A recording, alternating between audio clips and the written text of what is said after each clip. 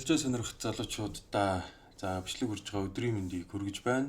Ингээд трейдингийн зон номын 1-р бүлэг амжилтанд хүрэх зам гэдэг бүлгийг ярихад бэлэн боллоо.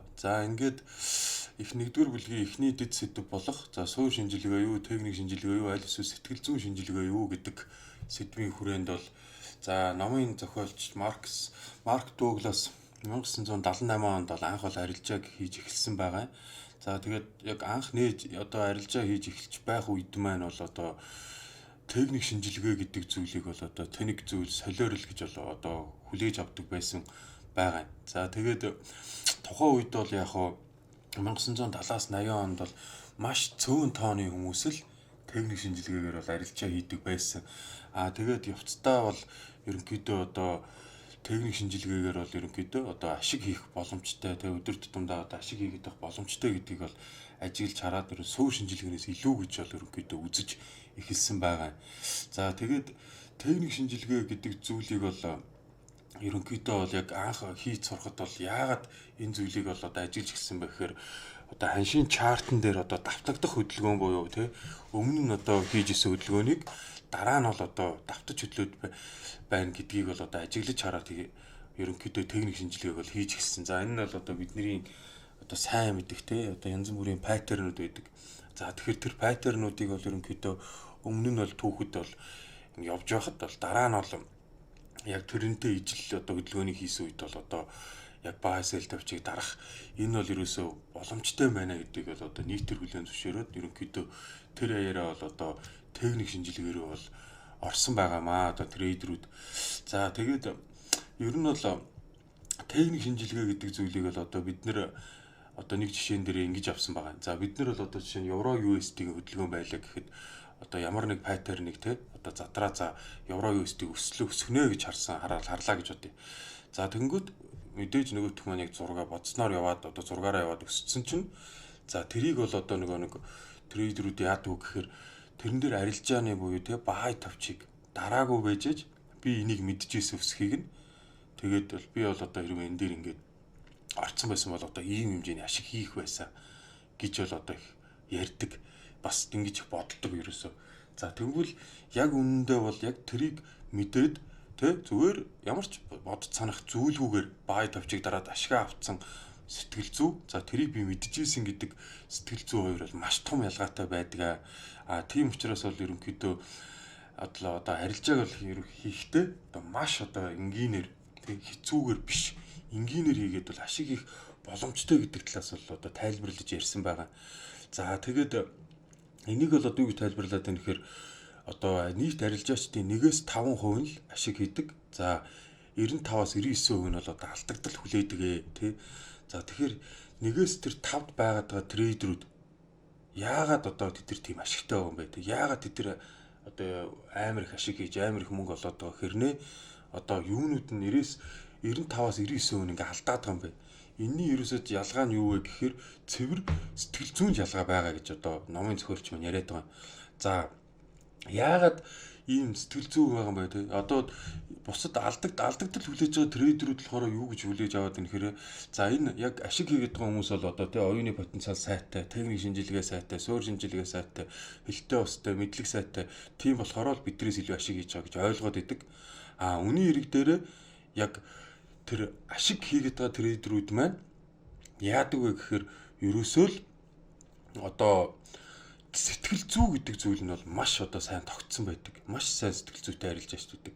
Тийм л учраас ашиг хийж байгаа. Чарт бол тэртээ төрөнгөө яг л ижлэгэн паттерныг задраад яг л ижлэг юм хийгээ явж байгаа гэдэг талаас бол тайлбарлаад байгаа. Мөн дараагийн нэг жишээ болохоор ерөөсөө сар дэлхийн хоёрын жишээ байгаа. Энэ нь ямар учиртай юм гэхээр саран дээр бол очиж газардах бол ер нь боломжтой боловч маш цөөн тооны хүмүүс л тэн дээр бол газардаж чадна. Үлдсэн бусдын зүгээр л сарыг гой гэрэлтдэг, өдөр болгоноор харж чаддаг. Тэгэхээр ерөнхийдөө тэр саран дээр очсон байгаа хүн бол дэлхий дээр байгаа хүнээс бол ерөнхийдөө нэг тийм амархан харагдаад байдаг. Сар бол өдөр болгон гэрэлтэл ойрхон байгаа юм шиг харагдаад байдаг. Үүний хэрэг дээрээ бол трейдерүүд маань бол дэлхийгээс сар хүртэл явах хугацаанд бол маш урт хугацаа маш тийм одоо зовлон бэрхшээлийг туулж яж саран дээр газардсан байдаг. Тийм учраас тэр яг 1-5 ашиг хийдэг. Одоо 1-5% ашиг хийдэг тэр трейдерүүд мань бол одоо ийм замыг туулсан байдаг. Тийм учраас бол одоо гол зүйл маань бол одоо сэтгэл зүй юм аа гэдгийг бол одоо намын 1-р бүлгийн дэд сэдвт бол хэлсэн байгаамаа. За ингээд хэдүүлээ одоо 2-р дэд сэдв рүү орцгоё. 1-р бүлгийн 2-р сэдв эрсдэл. За номын зохиолч маань бол өөрийгөө бол одоо Forex арилжаа буюу энэ хүү зах зээл маань бол одоо маш өндөр эрсдэлтэй баттай зүйл огт биш гэдгийг бол хүлээн зөвшөөрдөг гэдгийг хэлж илээ. За тэгэхээр бол бусад бүх одоо трейдерүүд маань бол одоо шууд энэ зүйлийг бол одоо баттай зүйл биш тий. За энэ бол одоо маш өндөр эрсдэлтэй гэдгийг бол ямагт хүлээн зөвшөөрсөн бай. За тэгээд ихэнх хүмүүс бол одоо өөрийгөө бол эрсдэл үүрэгч гэж бол боддог. За тэгэхээр хэрвээ үнэхээр өөрөөсөө асуу арилжаа нэхэх өмнө тий. За чи энэ арилжаанд алдах мөнгөний хэмжээ болон эрсдлээ хүлээн зөвшөөрч байна уу? За хоёр дахь асуулт нь энэ арилжаа чинь баталгаатай зүйл огтоосоо биш бөгөөд буруу талаараа эргэх магадaltaй зүйл гэдгийг үнэхээр хүлээн зөвшөөрсөн үү? Гурав дахь асуулт нь буруугаар эргэхэд үс хүр дагаврыг чи өөрөө даах уу? За яг энэ гурван асуултыг бол асуухад ихэнх нь бол ерөнхийдөө үгүй энийг хүлээн зөвшөөрөхгүй байж идэг гэсэн үг. А тэгээ өөрсдөө бол ерөнхийдөө нэг эрсдэл үүрэгч гэдэг зүйл бол одоо огтоосоо бишээ тий. Энэ гурван асуултанд хариулж чадахгүй тий үгүй гэж хариулж бол та бол эрсдэл үүрэгч бол огтоосоо бишээ. Тэгэхээр эрсдлийг бол одоо үүрч сурах хэрэгтэй. Яагаад гэвэл эрсдэл гэдэг зүйл маань бол өөрөө Forex зах зээлийн тий яг нэг хэсэг нь. Угаасаа л алддаг.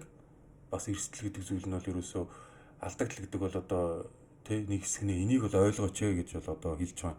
За мөн шилдэг трейдерүүд бол ерөнхийдөө нэг юм байдаг. За одоо ямарваа нэг одоо тэг өөрийнхөө техник шинжилгээгээ хийгээд за яг бодсон зүг рүү нэрөө явахгүй бол шууд одоо арилж байгаа алдагдaltaй шууд хааж чаддаг эрсдлээ хүрэл. За би энэ арилжааг хийснээр ийм хэмжээний алдагдал хүлээнийгээ бодсон бол яг тэр хэмжээнийх нь алдагдал болцсон шууд хааж чаддаг. Яг одоо нэг шилдэг биш те одоо дөнгөж анхлан сурталчилгаа трейдерүүд яадаг вэхээр алдагдал хүлээгээд ирчихээр эргээд нэг ашигт орохгүй маа гэхэд ядаж 0 болохоор нь хаачи гэж барьсаараа байж байгаа дансыг шатаадаг асуудал үүсдэг. За энэ болохоор яаж юм гэхээр ерөөс алдагдлыг хүлээн зөвшөөрөхгүй бол те эрсдлээ ерөөс үүрч чадахгүй тийм байх юм бол Forex зах зээл бол эц төгсгөлгүй хөдөлж идэг зүйл болохоор таны бол одоо мөнгийг бол тэр чигт нь аваа авчнаа. Тийм учраас бол одоо эрсдлээ үүрч сураа тий. Мөн одоо ингээд алдагдал хүлээгээд дансааштаагаад ирэхээр сэтгэл зүйд нь маш өндөр нөлөөлөл орж ирээд яадгүй гэхээр өөр техник шинжилгээний арга барил хайдаг. Эсвэл одоо сигнал өрөөнүүд хайж өөр хүмүүсээс авах гэж оролдож эхэлдэг гэсэн үг.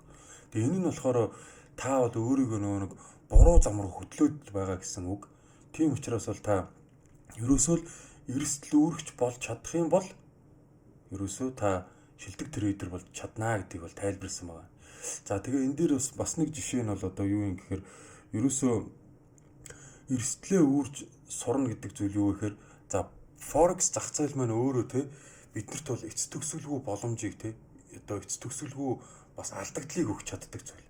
За бид нар бол ингээд нэг яг түрүүний сэдвтэйгээ тэг ярьж байгаа шиг те бид нар эндээс өсөх байсангээ бодож ирсэн одоо арилжаа нээж чадаагүй ард нь орсон бол тэхвэжээ гэж үлдэхийнхээ оронд зүгээр эрсдлээ үүрч чадаад алдагдал би ийм хэмжээний алдагдал хүлээж чадна тэгээд энэ хүртэл бол явчвал ашиг авна гэд ингээ бод санах юмгүй зүгээр л бай сэлд авчаад хараач гэдэг үүднээс бол ярьж байгаа.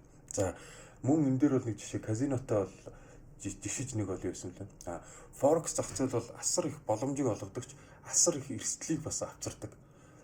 Казино бол хажууд нь хамаагүй амар зүйл гэж байна. Яагаад тэгэхээр тоглоом эхэллээ тий одоо покер тоглолоо гэхэд тоглоом эхлэхэд бид нар тоглож явж байгаад яг тоглоом дуусдаг. Дуусахад бид нар нэг тодорхой хэмжээний мөнгө алдаад тоглоом зогсчихж байгаа. Тэгээд дараагийн тоглоом эхэлнэ гэсэн үг шүү дээ. Forex зах зээл яадгүй гэхээр ерөөсөө зогсолтгүй хөдөлж явдаг болохоор бол одоо тэрэнд бол хязгааргүй таны бол дансыг шатан шаттал бол явдаг. Тийм учраас хамгийн түрүүнд та өөрийгөө эрсдэл үүрч чадахч те одоо эрсдэл үүрэгч болох хэмжээний одоо сэтгэл зүйтэй болоорой гэж бол одоо энэхүү сэдвт өгүүлсэн байгаамаа. За ингээд 1-р бүлгийн ерөнхийдөө 2 дэд сэдвээ яриад ямар ч 1-р бүлэг дууслаа. Тэгээд дараагийн бүлэг бол 2-р бүлгээр хэдүүлээ эргэж уулзцгаая. Баярлалаа. Баяртай.